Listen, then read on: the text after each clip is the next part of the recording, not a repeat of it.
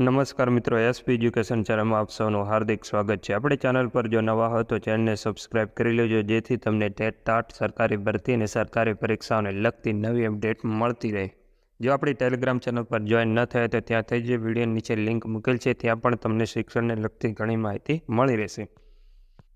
ધોરણ 10ની મૂલ્યાંકન કામગીરીમાં જ્ઞાન સહાયકોને પણ જોડવામાં આવશે। ધોરણ 10માં ભણાવવાનો અનુભવ ધરાવતા જ્ઞાન સહાયકોએ શાળાના લેટર પેડ પર વિગતો ભરી રજૂ કરવાની રહેશે।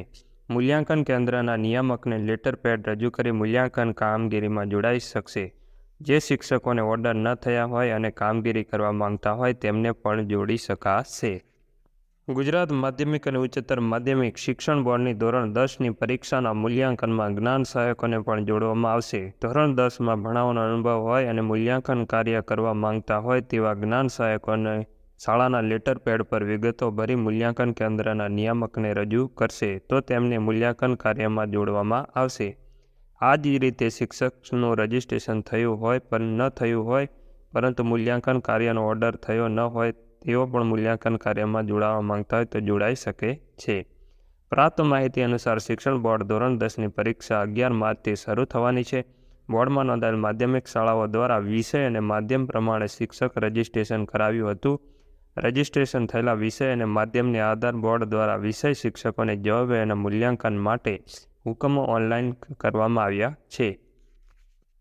રાજ્યના વિવિધ જિલ્લામાં જ્ઞાન સહાયકો હાજર થયેલા છે અને ધોરણ 10માં ભણાવવાનો અનુભવ હોય અને મૂલ્યાંકન કાર્યમાં જોડાવવું હોય તો શાળાના આચાર્યના સહી સિક્કાવાળા લેટર પેડ પર તમામ શૈક્ષણિક વિગતો અને છેલ્લા પગારની સંપૂર્ણ વિગતો દર્શાવી મધ્યસ્થ મૂલ્યાંકન કેન્દ્રના નિયામકને સુપરત કરવાથી કામગીરીમાં જોડાઈ શકશે।